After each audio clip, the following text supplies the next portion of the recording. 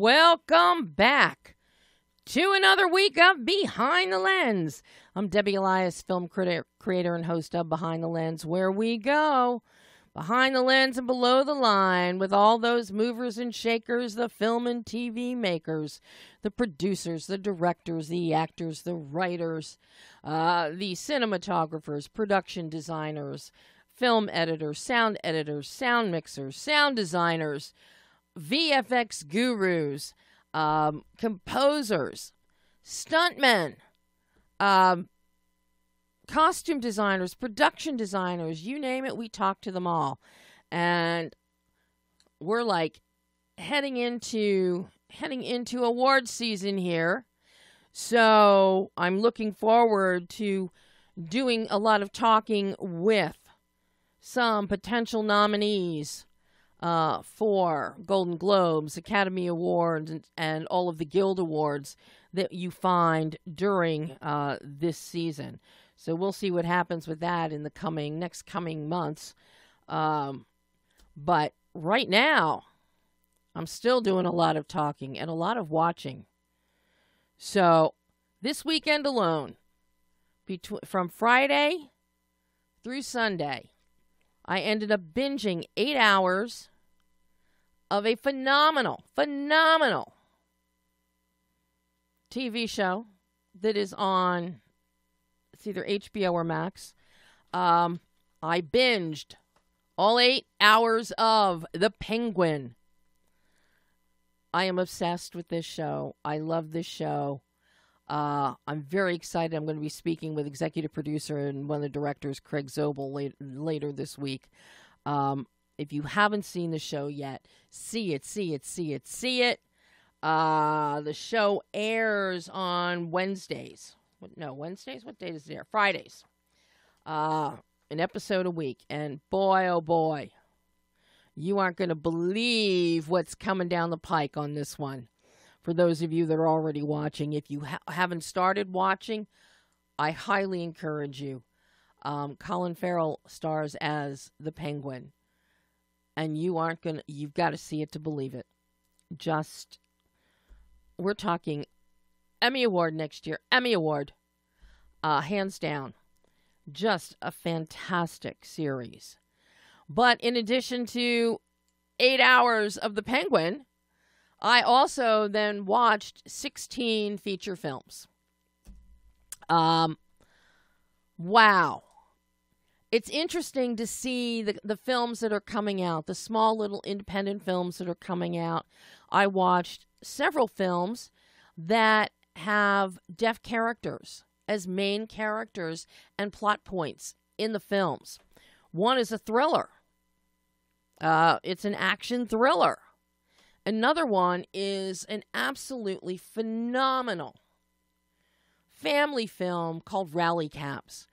It is out there floating around on digital. If you see it, I'm going to be putting a review out on it. But it is terrific.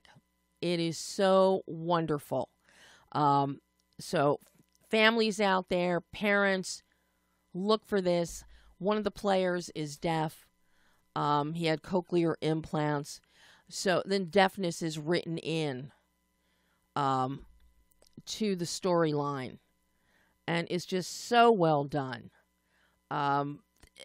We've got spooky films galore. We're going to talk about one of them today, which is Treasure Trackers. DREW GARCIA and Nate GARCIA, co-directors, co-editors, co-cinematographers, are going to be joining me at the midpoint of the show today to talk about this spooky ooky adventure family film again, which is so much fun.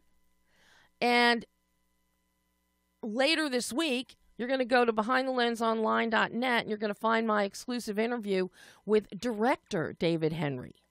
Now, most of you know him for his acting in series like Wizards of Waverly Place, or for his recent turn as a teenage Ron Reagan in the biopic Reagan.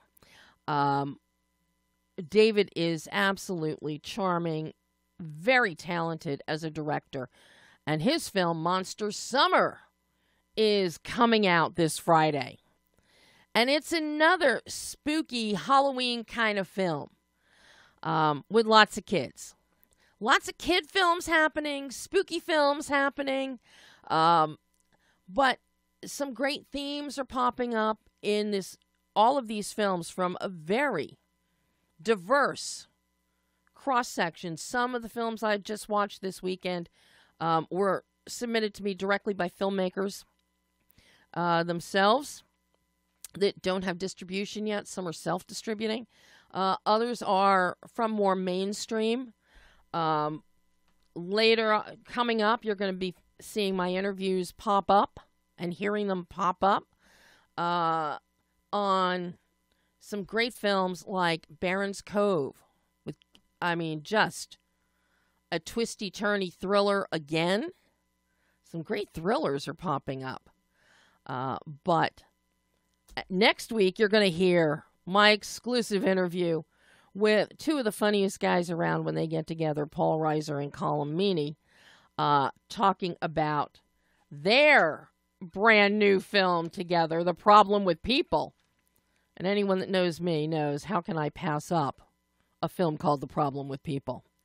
But today, in addition to another great film that is now in theaters, there are two films that hit theaters on Friday. One is Amber Alert, which is the most fantastic original spin on ride shares. We've seen horror ones, we've seen bizarre ones, we've seen interesting ones, but this one really brings into, from Carrie Bellessa, it takes into account a child is kidnapped and a rideshare driver and his passenger get involved in the pursuit to track this little girl down who's been kidnapped after they see the vehicle that they think is the kidnappers. It will have you on the edge of your seat. My interview with Carrie, it's wonderful. That is actually, I just have to hit publish on the computer when I go home, and that'll be up. But first, I'm kicking off today's show with one of my favorite films of the year. It is a powerhouse, award-worthy on multiple levels, most notably for Kate Winslet in her performance as the acclaimed photographer Lee Miller, an American war correspondent, essentially for Vogue Magazine, and photographer. Lee Miller, everybody has talked about, in terms of female photographers in the past, Margaret Bourke-White. And yes, Margaret Bourke-White has done some incredible photographs. But what sets Lee Miller apart from White is that Lee's photographs really capture humanity, the fragility of life, and the human experience. And she was no holds barred. She started her career as a model, then moved into photography, but it was light and bright pre-war, and then the war hit, and she had to do something. So she did what she knew best.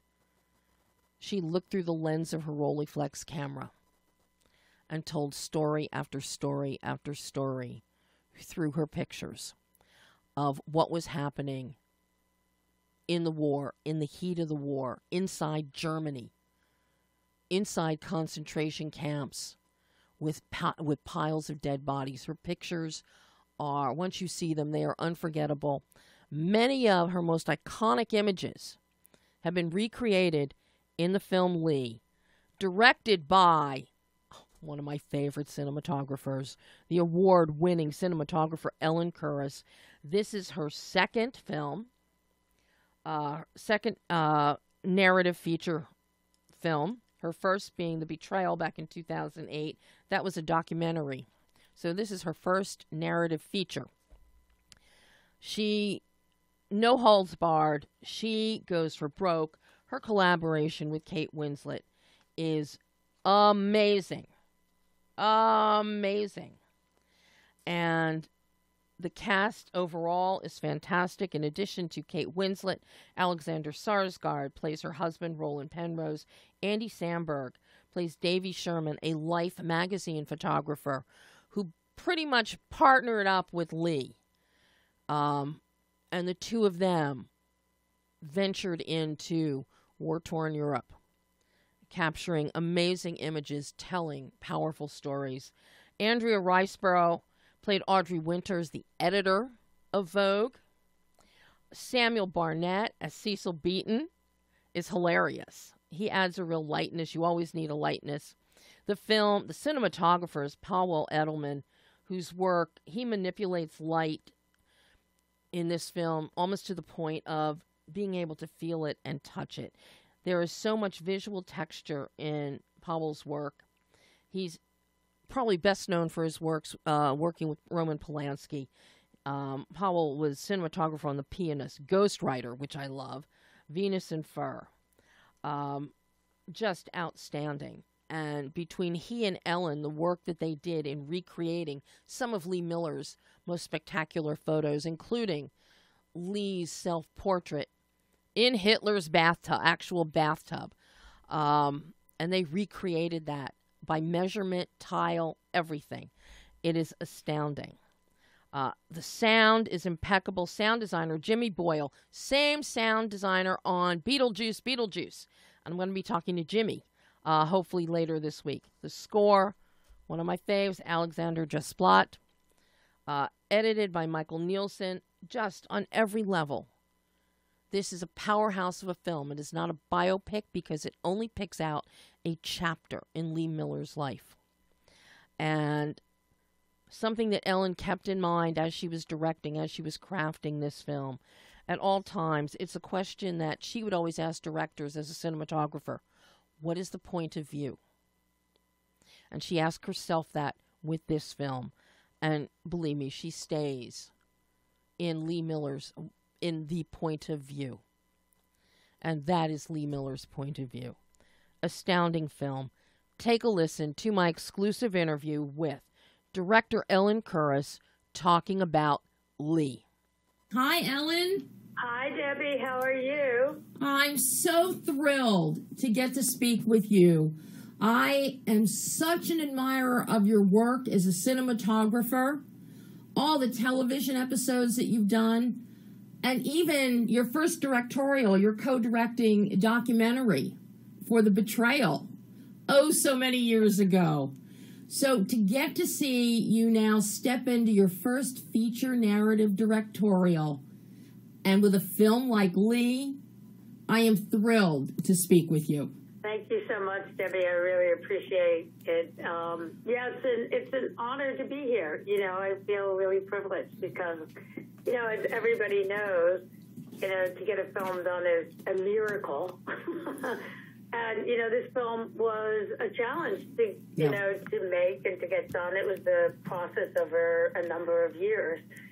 And, you know, it started out as the brainstorm of Kate Winslet, you know, who had bought a table that belonged to Lee Miller's sister-in-law.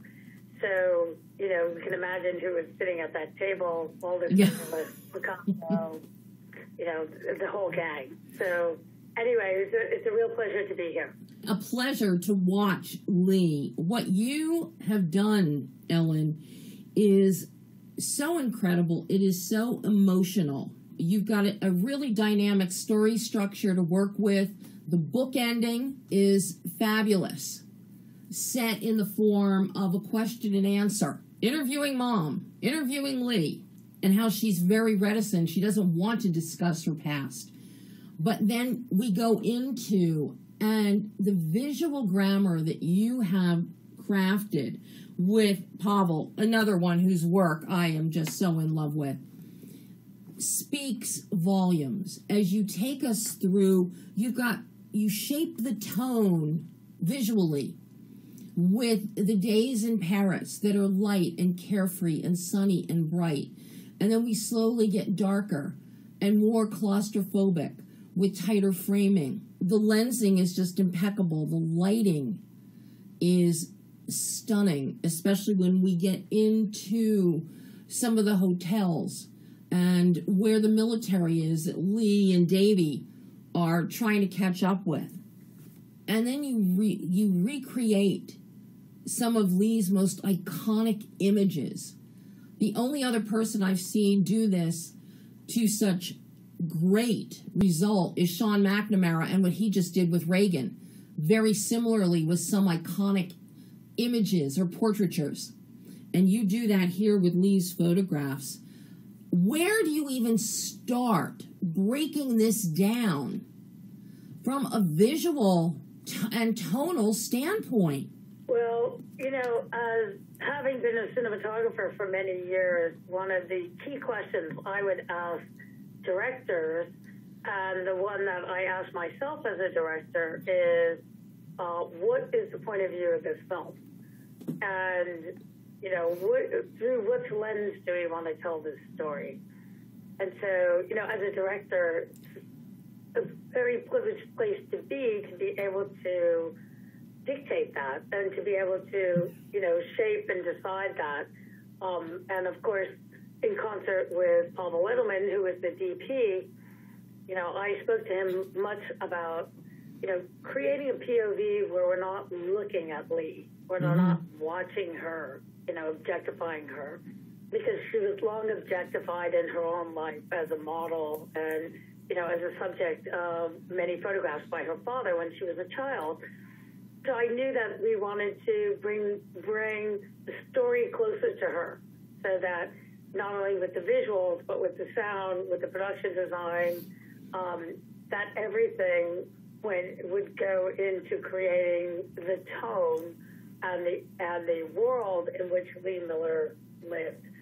And that's the thing about the distinguishing thing about being only the cinematographer versus being the director, where I'm able to, look at the locations, decide on the locations in the director's scout to say, I need a location that's going to be meaningful to this scene. Not only just a location, but what's going to work for the scene. For example, when they go into the heart of darkness, when they cross over into Germany, I saw many location photos that were about just, fences or so-called borders, and I'm like, no. This has to feel like they're going into the heart of darkness. Yeah. The landscape is unknown. So that, to me, the story always tells me, what the elements are going to be, how to put the elements together in terms of the tone, in terms of the look. So I also wanted it to go from being light in the late 30s when we start out the film, we're unsuspecting that war is on the cusp. Right. It's light, the colors are vibrant, life is free, people, this surrealist group that get together, have a light tone to them. They're taking off their shirts, and, everybody is unsuspecting of what's to happen around the corner. So we show that, and we feel that with the production design, with the costume design, with the tone, with the sound, with the music. And then we gradually go more and more into the darkness, into the heart of darkness. And we see what ends up happening in the war. So, it's great to be able to talk to Pavel about how to do that with the camera and with the look of the film later on in post. The look of the film is just stunning, and you really establish a solid visual tonal bandwidth that takes us through eras and places. And I think one of the most powerful segments that you have, besides Hitler's bathtub recreation, which is just gobsmackingly perfect, going into the cattle cars It's not just Lee and Davy outside just peeking in the door of the cattle cars with bodies, hundreds of bodies, but it's actually Lee getting up inside, and the camera goes with her, so we are there, and we're experiencing that negative space in the darkness. And that is so powerful, Ellen, just so powerful. That segment really blew my mind, I have to tell you. It goes to show you Lee's absolute drive and determination to be unafraid to tell the story and to get up there in that car was to see things from a different point of view. Mm-hmm. And that was really what Lee was about. She wanted to see things from a different point of view. She wanted to see what was happening on the outside of the frame of the combat, what was happening to people around the war, what was happening to the women who were part of the war effort, you know, what was happening around it. And that is so much about when we get into that train car, that I knew we wanted to put the camera up there with her, to be with her, so that we're not watching her do it. And so there's, you know, it's really important for the resonance of the emotional moment, the emotional. Mm-hmm. Absolutely. And you definitely succeed. And not just that instance, but others as well. Because it feels like, to borrow from Walter Cronkite, you are there. I felt like I was right there with Lee, with her POV of what she was seeing.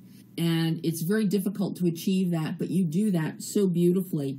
And you brought up two very important elements. One is Gemma Jackson's production design. Somebody better start an awards campaign for her work, because I got to tell you, it is so immersive.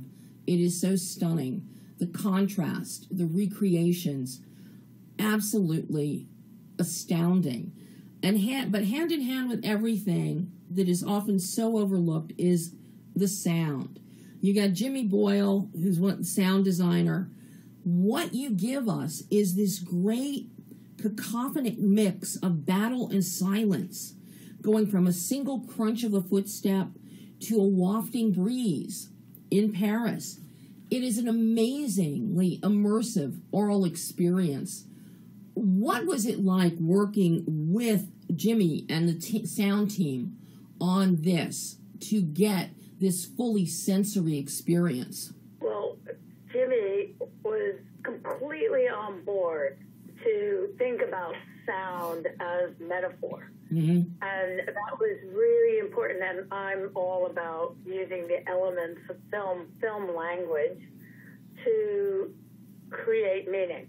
And, you know, he and I talked extensively about that. And I said to Jimmy, I said, for example, in the beginning, when we are with Lee running through the battlefield, I want to background the battlefield sound, and I want to hear her heartbeat, and I want to hear her breathing, and I want to really feel like I'm with her, and that sets up the tone of the film, where, you know, we're foregrounding what would be unexpected, and backgrounding all of those explosions. And that's where sound can be used creatively to create metaphor and take the audience to a certain place. So that became our coda throughout the whole film of how we use the sound effects, and whether we pull back on certain sound effects or take them out, or whether we lay them in. Mm-hmm. I am always just so impressed with excellent sound design, sound mixing, and you got Jimmy and Formosa. That's one of the best out there. So you lucked out here. You lucked out on many levels here, Ellen, with your cast, with Powell, with Mikkel as your editor, and Gemma's production design. Did you and Gemma storyboard this out along with Powell? How did you go about with this production design? Because it is so historically specific, particularly Hitler's bathtub and apartment. Well, I spoke to Gemma extensively about what we were going to do for this. And she and I sat down and spent many, many hours in her apartment, going through pictures, going through references, looking at movies, And the thing about Gemma is that, you know, she is very specific, which was great. And also just has a great mind for looking at something which is out of the box. Mm-hmm. So, for example, we were looking for Saint-Malo, the location for Saint-Malo, which is in the north of France, which is on the coast, which is very close to where D-Day happens. Saint-Malo, you know, it's a walled city. It's a medieval city. So where are we going to find that? We couldn't find that in Hungary, where we were primarily shooting, nor could we find it really literally in Croatia. But Gemma was out scouting. I happened to get COVID, believe it or not. COVID after, you know, going through so much production in New York, and all of a sudden I got COVID, so I was in the hotel for 5 days while we were in Croatia scouting, director scouting. And Gemma happened to stumble upon this 5-star hotel that had been bombed in the Bosnian War, with the Bosnian-Croatian War. Mm-hmm. And it was overgrown, but the thing was that there was 19th century architecture, because I had shown Gemma the Saint-Malo and this square across from this castle where a lot of the war had taken place in Saint-Malo, these were 19th century buildings, right, that were stuck in the middle of a medieval town. So I said to Gemma, wow, look at that. That's actually the hotel where she was camped out, you know, where she was taking the photographs, not where she was staying. So we were being historically accurate. At the same time, so she finds this hotel and she texts me and she says, you're not going to believe this, but you got to come and see this. So, you know, I had to wait out my 5 days and immediately jumped on in the van and went to go see this location. And I just thought, Gemma, this is an amazing idea. This is perfect. You know, if we can do it, because we had to clear out all of this vegetation. But the fact that she had the imagination to do it was great. And then she and I shaped it after that. You know, it's like, what kind of cars are we going to put there? What are we going to do? What's going to be bombed out? What do we use? You know, what can we put here? So she and I worked very closely together to create that space. And, of course, you know, she had a great art director and a great set dresser that we worked with. So, you know, Gemma and I worked very closely together, and I just admire her tenacity and determination to, you know, make this film be not only authentic and historically accurate in the spirit of the truth, but also really visually engaging. Same thing with Marion Cotillard. At the very, you know, after the war, when Lee comes upon her in that room, you know, we had to shoot that scene in Croatia because of the schedule. And we were looking all over Dubrovnik where we shot. And so, you know, Gemma was out looking for locations, and she again says to me, you know, there's this room. I'm not sure if it's going to work, but let's take a look. And I walked in, and I was like, Gemma, perfect. You know, I can imagine how we're going to do this. So she and I, of course, worked very closely on the set design and how it was going to be set up so that, you know, it became a metaphor for this shattered life of Solange. Mm-hmm. How difficult was I am speaking long answers, Stephanie. Oh, I love your Ellen. I love it. As I told them earlier today, I said, I could talk to you for 30, 40, 50 minutes about this film. There's so much. But how challenging was putting this cast together? Obviously, you've got Kate, which is the linchpin and the heartbeat of the casting. But who you surround her with is amazing. I have never seen Andy Samberg better than he is here as Davy. Andrea Riseborough, unrecognizable. I had no clue that was Andrea as Audrey Winters. Alexander as Roland Penrose. I love the contrast between Lee and Roland because she's down, dirty, gritty. She's got dirt under her nails. And he is always so well kept, so clean. And that striking contrast, really, it's analogous to the world and how it started out so bright and clean, shiny and sunny like a new penny, and turned into dirt. But yet, the worlds fit together. So I'm curious how challenging this casting was. Well, interestingly, when Kate Winslet and I first talked about the film, we talked about dirt. I mean, we talked about dirt under the fingernails, and how in some films, you know, you see people who've been part of war and they come out and they look pristine. So yes. Dirt is kind of like our guiding principle. But yeah, Kate was always going to be Lee Miller because she was the one who approached Anthony Penrose about doing the film. And so she always saw herself as Lee Miller. So when she asked me to do the project as a director, you know, of course, you know, I always thought that she was Lee Miller anyway, because years before, I always said to her, you look like Lee Miller. She does. And she uncanny resemblance to her, not only in looks, but also in drive and tenacity and that kind of fierceness. But the rest of the cast is incredible. We have an amazing, gifted cast. Marion Cotillard as Solange was the first person I thought of when I read the script. You know, I was like, oh my God, Marion, she's such a gifted actor. But, you know, the cast came together as part of conversations between myself and Kate Winslet about who we thought could play those roles. And Andy Samberg was the brainstorm, the out-of-the-box brainstorm of one of the writers, Marion Chu, who suggested, what about Andy Samberg? And we both was like, whoa. We looked at each other like, yeah, what about Andy Samberg? You know, he is normally a comedian, but he was able to step outside of his genre to be David E. Sherman in a way that had both, you know, comedy embedded in him, but also incredible emotional resonance. Yeah.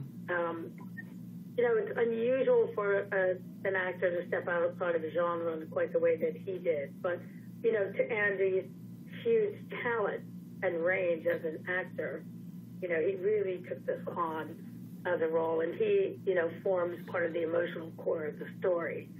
Alexander Skarsgård is unbelievable. I mean, Alexander, such a pro, and so engaging and so charming as Roland Penrose, and also took on that the English accent, an English aristocratic. I mean, you know, Alexander is Swedish, but he completely took on that accent in a way that he was able to own it, and really became Roland Penrose. Yeah. And, you know, and Andrea Riseborough came to the project because Kate has always been an admirer of Andrea Riseborough. And she said today, she goes, we should look at Andrea Riseborough for Audrey Wizard. And I thought, wow, you know, that's a great idea. She was someone that wasn't, you know, was not extremely well known. But now we know her, you know, for all of her work that she's done in the past few years, just been exceptional. Oh, absolutely. Well, Ellen, this has been an absolute thrill to get to speak with you, and I hope we get to do it again in the future. Thank you so much, Debbie. Take care, and thank you again for taking the time. And that was my exclusive interview with director Ellen Kuras talking about Lee. See it. I can't encourage you enough. In the vernacular of my one brother, who likes to say, is this a full-price movie? Is it a matinee price movie? It is a wait-for-cable movie, at-home viewing, or wait until it's on regular TV and chop to heck with commercials. This is a full-price, nighttime feature. Actually, anytime. The movie is that good. Kate Winslet is just riveting. The film is engrossing. It is enthralling. It is shocking. It is disturbing. And it will move you to tears at multiple moments. And this interview with Ellen gives you just some of the insight into her process of making this film. So that is my big pitch for Lee. One of my favorites of the year. And now we're going to switch gears, and we're going to talk about ooky, spooky, treasure hunting teens with, and Pam's bringing them live now. We've got DREW GARCIA and Nate GARCIA, co-directors, editors, and cinematographers of the wonderful family film Treasure Trackers. Hi, guys. Hello. Hey, how's it going? It's going. It's going. All right, who's who so I can tell by your voice? Drew, where are you? This is Drew. And this is Nate. We probably sound similar. I mean, we are brothers, so we sound similar. Well, I don't sound like my brothers or my sister, thank God. But, okay, you guys do sound a lot alike. What do you got against your siblings? What's going on? Okay, my brothers are fine. The other one, forget about. I'm going to find him. I'm going to send him this clip and be like, man. Nothing I won't say to their faces. This is the real reason we're doing this interview. This is an intervention for you and your siblings. This is going to turn into a Maury Povich show real quick, I think. Yeah. Forget Treasure Trackers. Let's talk about your family dynamic. Yeah. Oh, my God. Well, we've got family dynamics happening in Treasure Trackers. We do. We do. This is such an entertaining film. It is such a fun film. And your casting is great. The story is great. We've got 3 junior high, middle school kids, one of which, Leah, has just been plopped down in Carterville by her father, and she's left with her aunt and uncle, who she barely remembers, and there's nothing to do and nowhere to go. But she goes to school, and she meets Tessa and Marshy. They become friends, in large part thanks to quirky school teacher, quirky librarian, and every school has them. In this case, it's Mr. Bigsby, and Leah finds out about the legend of Carterville and the Carterville and the gold. So, of course, that's all you need. And she, and for Leah, her big thing is, a metal detector. Best gift her dad ever gave her, a metal detector, and she can walk around the yard or wherever and use her metal detector. Not that helps much in the hunt for the Carterville gold. As you so beautifully show us, we've got ravens, we've got witches, we've got all kinds of stuff happening here. And it's so much fun. I've only watched the film twice. I just love it. So. Really? That's awesome. How did this film even make its way to the two of you? And I have to say, I think this is the perfect film for two brothers, for the two of you as brothers to be working on together. Well, yeah, the long story short version is that Nate and I actually really like making these kinds of movies. It's not just a job for us. And so way back in 2017, we had made a short film called Hero that just kind of lived on YouTube. And it was a similar vibe to Treasure Trackers, actually. And it kind of starred this ensemble cast of kids. And the producers for Treasure Trackers are looking for directors with this kind of sensibility. And they happened upon our film, and the rest is history, I guess. Wow.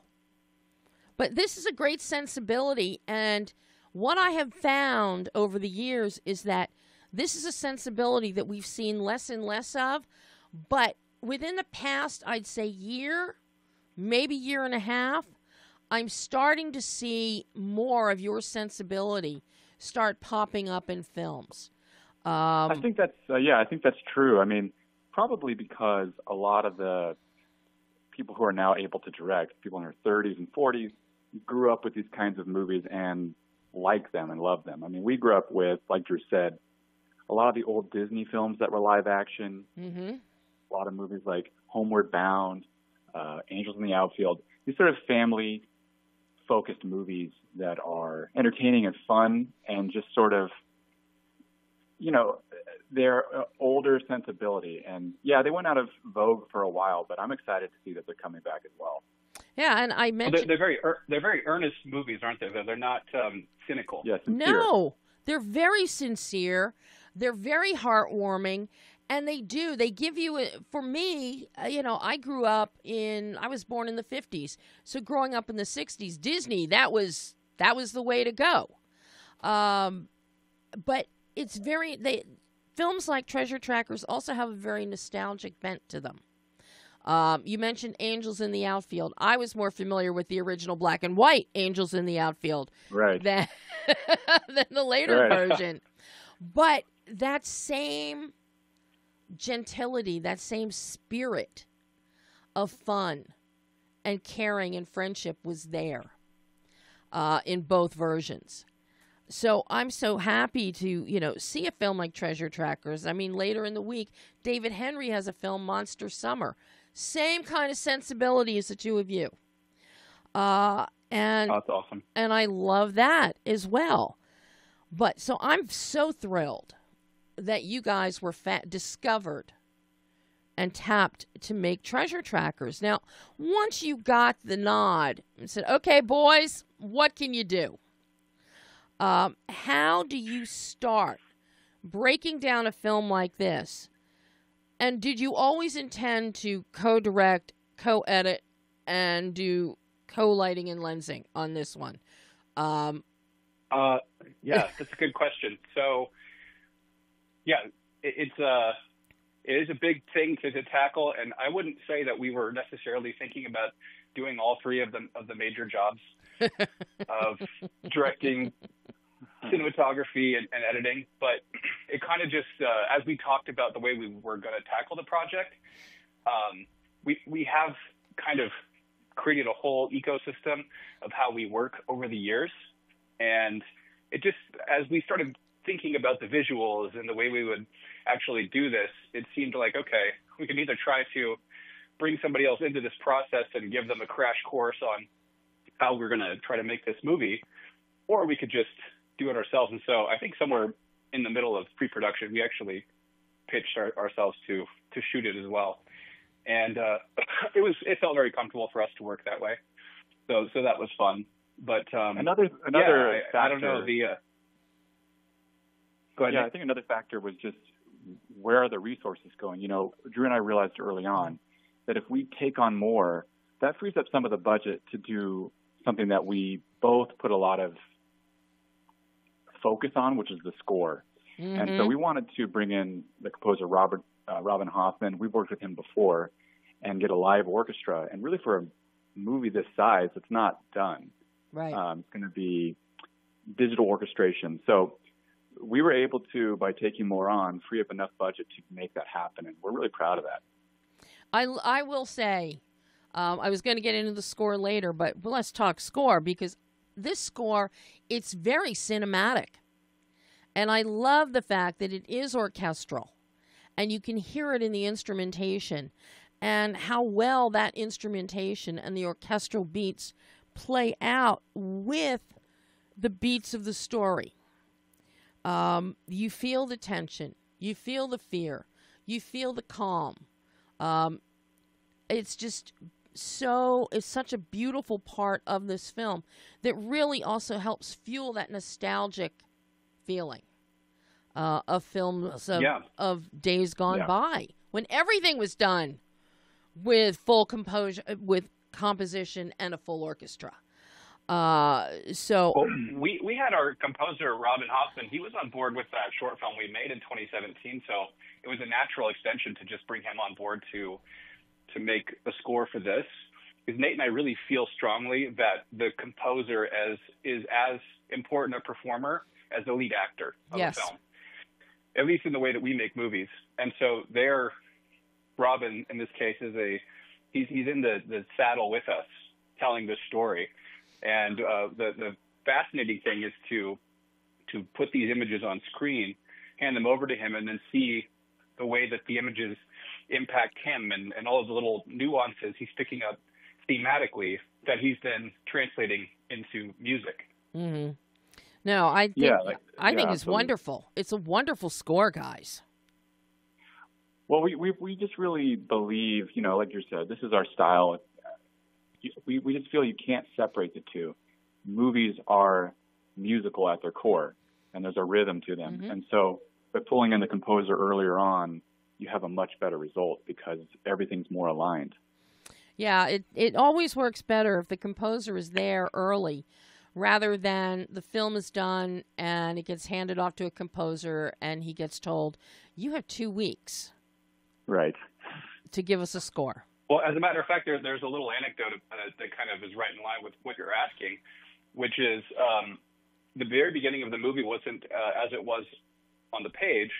We actually pitched the producers to do a little bit more storytelling visually.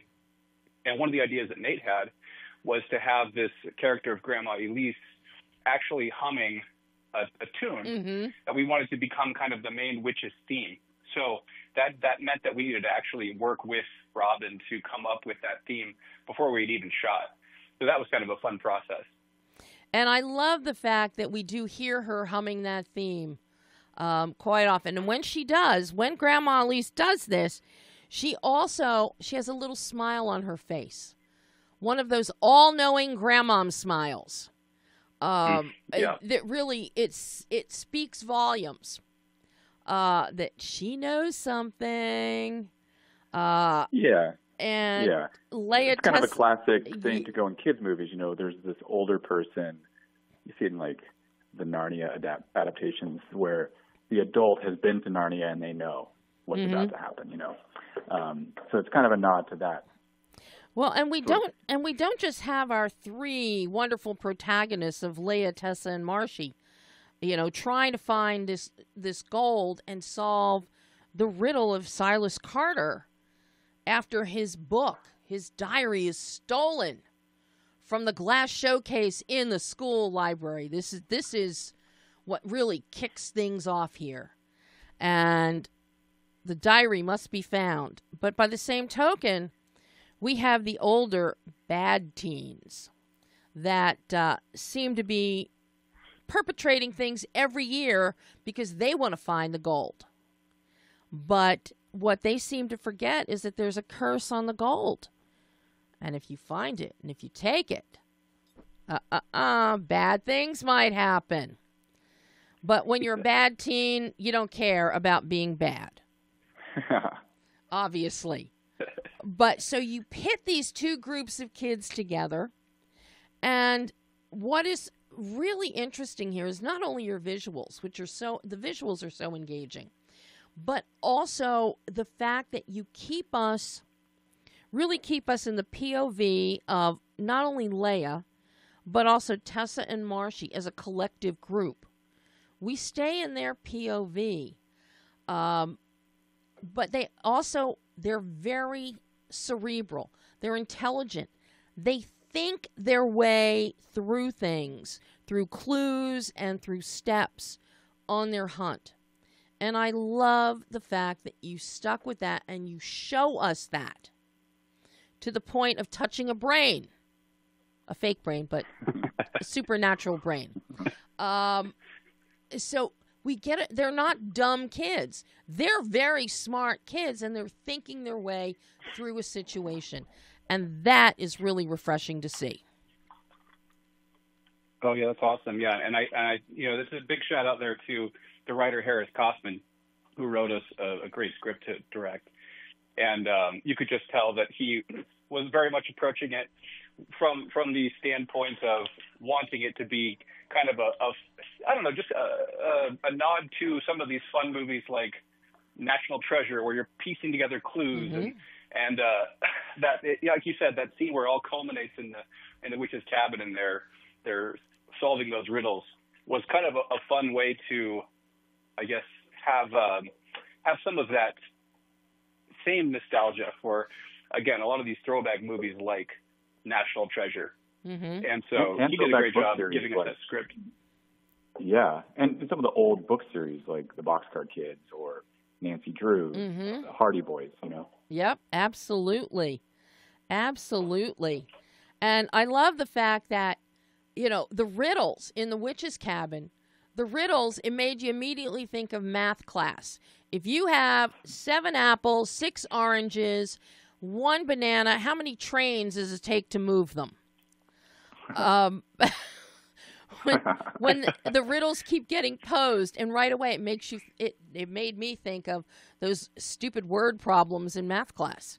And you have to think them out and realize what you throw away and what actually you need to pay attention to.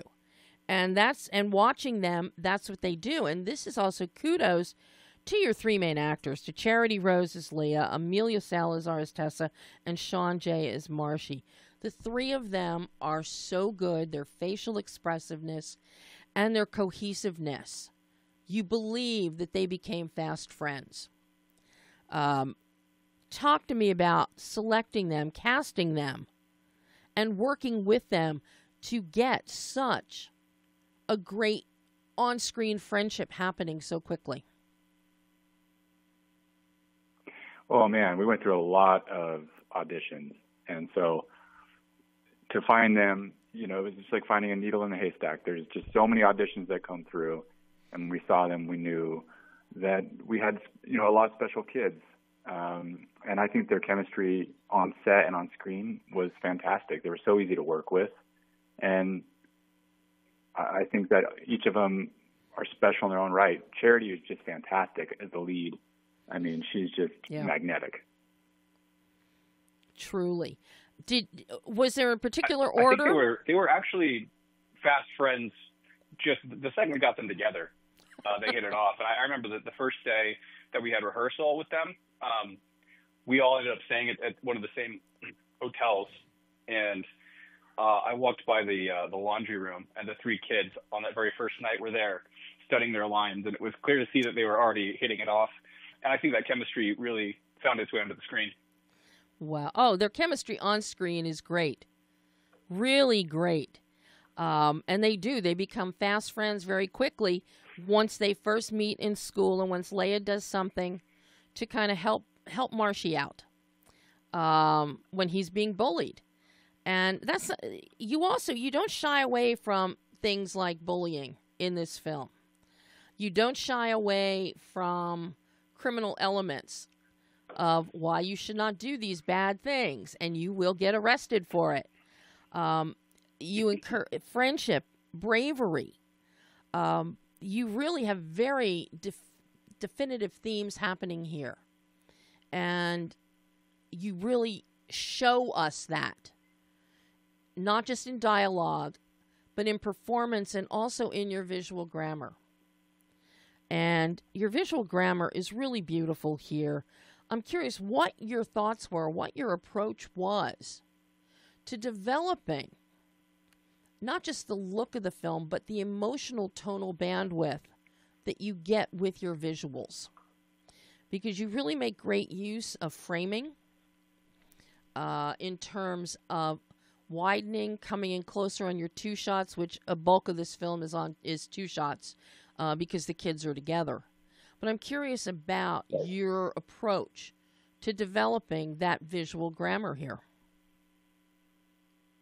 Yeah, we certainly have so many wonderful influences to talk about some of those movies we grew up with. Spielberg is the classic example of just a master visual storyteller. And you look at the way that he moves the camera and goes from one setup to another without ever having to cut, with maybe a little bit of coverage to make sure you're covered in the edit. So we approached it somewhat with that mentality. But another way that we maybe differentiate ourselves from that sort of strictly shooting just a moving master is we do shoot for the edit. Mm-hmm. And we think the edit is one of the most important components, if not the most important component of actually making the tone of the film. So we make sure that we shoot a lot of coverage, but every shot is intentional, is moving with intention, hopefully, at least the intention that we're going for, and giving ourselves enough material to work with in post so that we can actually sit with it and, craft something that actually has the rhythm that the scene actually needs, because it can be very difficult to get that rhythm exactly right on set. You've got all these moving pieces. And when you actually put all that stuff in the edit, that's where you can start to fine tune and make the thing actually move at the right rhythm. Now, where did you film this? What was your location for this one? This is filmed in Knoxville, Tennessee. It was just a beautiful, anywhere you pointed the camera was going to look great. Yeah, oh, the location is stunning. And this is something also that I love, that we get to see the greenery, we get to see the woods. Woods always make things a little spookier and a lot more fun because you're wondering if somebody's going to trip over a log. But we've got camping, so you really take advantage of the visuals that your location provided you. Was it difficult to find this location? Well, it's always difficult. When we were first talking to the scouting, yeah. Go ahead, Nate. But we just found, the people of Knoxville were so helpful. I mean, they showed us so many spots that were great, publicly available, but also private land, and everyone was so helpful. So, yes, it's always a challenge to find the right location, but everyone there made it a lot easier. Now, did you And I would say probably one of the most enjoyable parts of the process for us, Nate, was in the location scouting. Wouldn't you agree? Oh, 100%. I mean, just going out, seeing all the different towns. There's been some other projects that Drew and I both love. For instance, October Sky was shot down there, and we love that movie. And so we got to see where that was shot, and it was cool, to feel like we got to be part of this film history there. Well, now, part of that film history, and I've got to ask you, were you actually shooting in caves? Yeah. There's a cave right there in Knoxville within the city limits called the Cherokee Caverns. And the city of Knoxville was super helpful in giving us lists of potential locations. And so we knew that the climax of this movie is going to be taking place in this cave. Mm-hmm. And, we didn't have $200 million to build a set that big. So we had to try to find something that would actually work. And when we got to the location and went down inside, we were blown away. It's such a cool spot. And they actually have events there. I think they do. They watch like the Goonies there every year. And so it was such a cool and inspiring location. In fact, just last week, we were all in Tennessee for the premiere of the movie, and our composer came over from Berlin. And that was one of the first places we took him to see, was that cave, because it was just such a cool location. Wow. Now, shooting in a cave like that, because, you've got different areas in the cave that you go through. When we get the stalagmites, stalactites, we get everything, and Marshy gives us little history, little geological lessons as to which is which and what is what as we're going into the caves, which I thought was really nice. And then you also bring in special effects in there at some point. But I'm curious, when you're in shooting, how logistically challenging was that for you in terms of equipment, lighting, cameras, generators, in order to shoot inside the caverns? It was challenging. It was challenging for a lot of reasons, but one of the major ones is we initially had 2 days scheduled to shoot that, and then because a huge storm front was coming in, so the whole cave was going to flood if we stayed in there. So we had to shoot that in 1 day, and I think that was the biggest challenge. Is we had 100 and how many shots, Drew? It was 120 shots. 120 shots in a day in a cave, with a lot of lighting setup. So that was super challenging to get done, and it was a long day. Wow. Yeah, because when you're in a cave, you don't have the aid of any natural light, so every single shot has to be lit. Yeah. And that definitely adds to the challenge. And you also don't want to be running your generators inside the cave, so you're running your stingers all the way from outside the cave. Another challenge is that the walkie-talkies don't work anymore down in the caves, so communication becomes a lot more difficult, especially on a scene that's that big and has so many moving parts to it. So that was a really challenging sequence, but it was also the most well-planned sequence. Nate and I were down in that cave for probably 20 or 30 hours before we ever even got on set with the rest of the team, planning out meticulously where every shot would be. And we actually shot the whole thing in advance on my iPhone, edited it together so we knew exactly how it would piece together. And that was definitely very, very helpful. Now, what cameras were you using in there? And were you doing Steadicam? Were you doing handheld? Or did you bring in sticks or dolly? We shot the whole movie on a couple of Canon C300 Mark IIIs, and one C70 was our C camera. And we primarily shot on a tripod with a little device on the top of it that's called a C-pan arm. It's kind of like a slider on steroids. So you don't have to lay down dolly track this way. You can actually get that trucking or dolly motion. You can also get kind of a booming motion as well, all with a couple twists of some knobs. So that was helpful. We did have a gimbal that we used on a few shots, but because of the pace that we were having to work, gimbals could just be really cumbersome and take time to balance and that sort of thing. So yeah, we were mostly on the contraption I just described, but if we were pressed for time, I would typically just grab the camera off the tripod and we would just do a rolling take, and I would just go in and get all the different inserts and everything all in one take so that we could make sure we had the coverage that we needed. So that was kind of our last resort, but there was a fair amount of handheld in that cave sequence, and I think it actually still lent itself to the kind of energy that scene needed anyway. Well, because you really want fear, you want tension, and you've got some great shots as we're each sliding, tiptoeing on this tiny little ledge.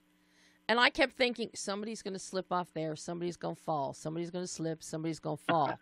As they're trying to like relocate something. And you really built up tension and going in on the close-ups, and you don't use a lot of close-ups in this film.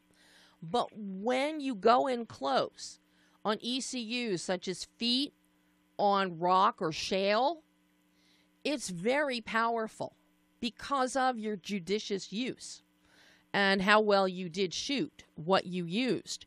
I'm very impressed with the in-cave shooting, guys. Very impressed. Thank you very much. Thank you. At what stage did you turn this over for special effects for lava and things like that? And some mystical things that happen. It is Halloween after all. You must have some mysticism. Well, we edited the movie, so we finished in late May, and we started editing the movie right away when we got back to Idaho, where we're from. And Drew started working with Mark right away to walk through those shots. And so I think we started working on visual effects in June and wrapped those up in maybe December, Drew? Yeah, it took quite a while. And I do also want to take a moment to give a shout out to Mark Mico, our visual effects supervisor, who did pretty much all of that work just on his own, which is a monumental task. And he was somebody that we found on YouTube who was doing tutorials in After Effects and just had so much obvious skill that when we reached out to him to see if he would come on board the project, he was all in. And he blew us away. Like, for example, there's a shot earlier on in the movie where there's a statue out in front of the school, and we're thinking, okay, this is this 15-foot tall granite statue. How are we going to do this within our budget? And the solution we came up with, that we were going to actually 3D scan with LiDAR our two actors who play the Silas and Bob Carter. We were going to 3D scan them and then convert that into a 3D object, texture it, and then motion track that right into the scene. And I think that most people would look at that shot and not even realize that statue is not there at all. And that's a huge testament to Mark's skill. Wow. And you don't go overboard with your effects when we get into the nitty-gritty of stuff. And I really appreciate that, because you so easily could have gone really heavy into visual effects on this one. Anytime you get a movie like this, you can really push it. But then it becomes, I think, kind of cartoony. And you definitely were not going for cartoony here. I can tell that. You were. Well, one of the things that we love about those old movies, Raiders of the Lost Ark, they were really in Tunisia. They were really out there having an adventure themselves in the making of it. And that's important to us, is cool as all this technology is, it's not as exciting to just go sit on the volume for 3 months. And we would rather get out there in the woods and in the caves and make movies the old-fashioned way. And it's I think the difference is obvious on screen as well. Yeah, you feel as an audience still when you watch a movie, if something's shot on location versus on a stage, you feel the difference and your eye can tell. And so in this, we wanted to, and we got fortunate with shooting in Knoxville. We could shoot on location a lot, and you feel like this is a real world the characters are in. Yeah. Oh, I believed it 1,000%.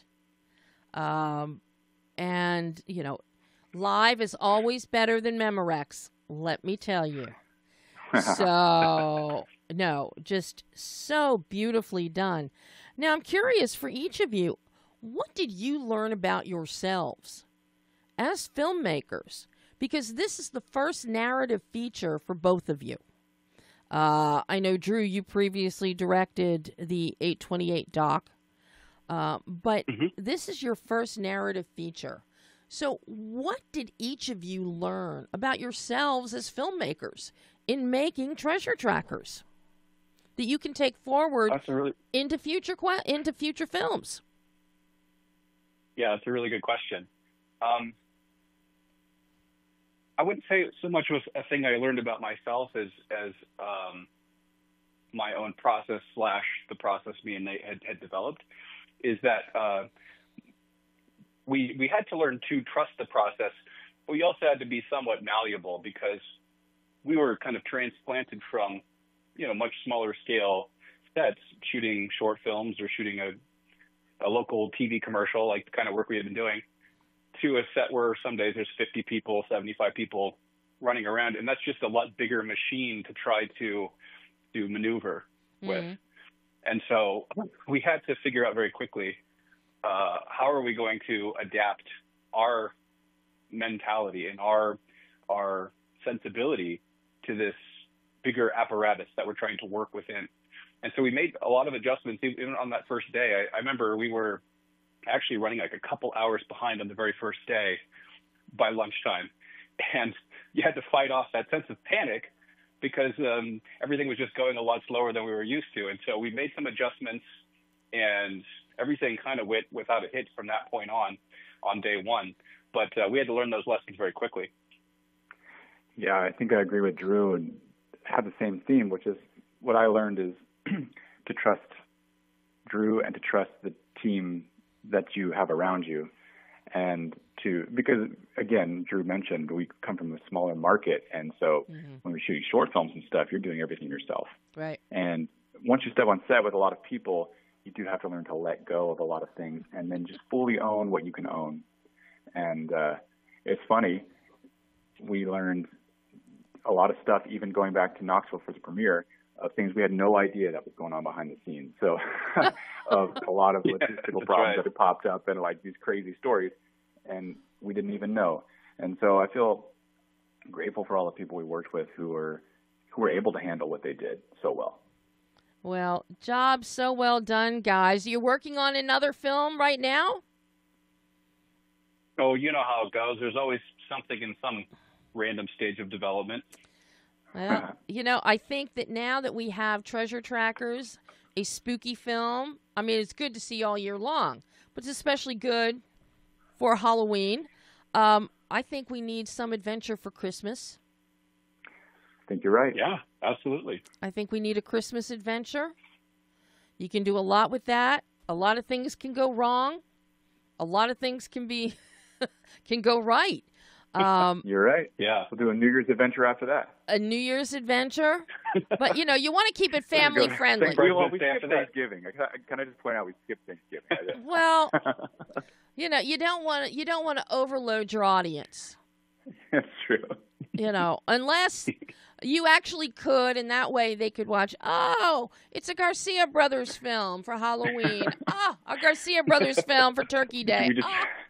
You know, we just become known as the holiday directors. The holiday directors. Eventually doing like Arbor Day. Like, what is this? Getting out of control. Much akin to how Tarantino's only going to make 10 movies. Garcia brothers Yeah. are trying to make a movie for every single holiday. Well, you know, Every holiday. you can skip Arbor Day. Hallmark has already done some for Arbor Day. Have they done one? I kid you not. Oh, wow. I kid you not. I mean, I love Hallmark. I'm addicted to Hallmark. I love Hallmark too. How could you not like those movies? However, you know, it reaches a point where when they're publicizing, you know, Arbor Day for Arbor Day. Okay, I think, you know, that's getting a little heavy-handed there, but no, I think the two of you've mastered Halloween. So now I think you move on to the bigger ones. You know, you can do Turkey Day, you can do Christmas, Easter. Oh, we've mastered Halloween. Now step aside, John Carpenter. Wow. Yeah. Yeah. Well. Yeah. But you could even do a Valentine family film, because we don't have Valentine themed family films. Think about it. No, it's true. It's all adults. That's actually a really interesting point. You know, how cool would that be? You know, and even take it back and incorporate the old school ideas of kids, you know, the little Valentine cards in the classrooms, be it junior high, I love that. elementary school. You got a script? Do we have to give you a story credit now? Yeah, what's good? I'll donate. I'll donate story credit to you. Okay, I'll donate it free of charge. Man. But no, I would love to see something like that, and I think a lot of families would like to see something like that. I think you're right. That would be cool. Yeah. That's a great idea. So, all right, there. I've given you something to work on. That is your homework. Thank you very much. That's your homework. Guys, this has been so much fun having you on the show today. I hope you're going to come back in the future, even if it's just to talk about making films in general or getting, you know, stuck and hitting brick walls. You guys are so much fun. You're so wonderful. And Treasure Trackers, it is terrific. This is a blast. Thank you so much. We really appreciate it. Thanks, guys. You have a great day. And everybody can see Treasure Trackers tomorrow. That's right. Streaming Apple TV, Amazon, and in a bunch of territories, HBO Max. Well, Apple, Amazon, I think, is going to work for probably 90% of the people out there. So, There you go. I think so. Wonderful, wonderful. And I guarantee you, I'm probably going to watch the film yet again later in October, just because. Perfect. Because I like it, and it's enjoyable. So, thanks, guys. Bye-bye. Thank you. Bye-bye. Bye-bye. And that was Drew Garcia, Nate Garcia, talking Treasure Trackers, available tomorrow on digital platforms. You heard it on Amazon, on Apple, and check out some other digi platforms too. So that is all the time we have this week. Yes, we ran over again. You know I run over. Next week, we're in October. As promised, next week, you're going to hear my exclusive interview with Paul Reiser and Colm Meaney talking about the problem with people. And going to be joined by my friend, press colleague, Scott Hoover. Scott has written a book, Beverly Hills Noir, which is out, I think, tomorrow. Scott's going to join us next Monday, talk about the crimes of Beverly Hills that he covers in his books. And most of you, if you read People magazine, you've been watching Scott's bylines forever. Scott goes out on red carpets. Scott does the interviews and I think typically passes off to somebody else and lets them write it. But as the bylines will indicate. But a good time will be had. It's always a good time when Scott and I get together. So, maybe we'll get some inside scoops he hasn't divulged anywhere else yet on Beverly Hills Noir and the crimes of the rich and famous, including the Rat Pack. There's something for everybody. Going back to barroom brawls in the days of the Rat Pack, Frank Sinatra, Dean Martin. all the way up to Winona Ryder and her shoplifting. I don't think he covers Zsa Zsa and her police slap, but we'll find out next week. So, until then, I'm Debbie Elias. This is Behind the Lens.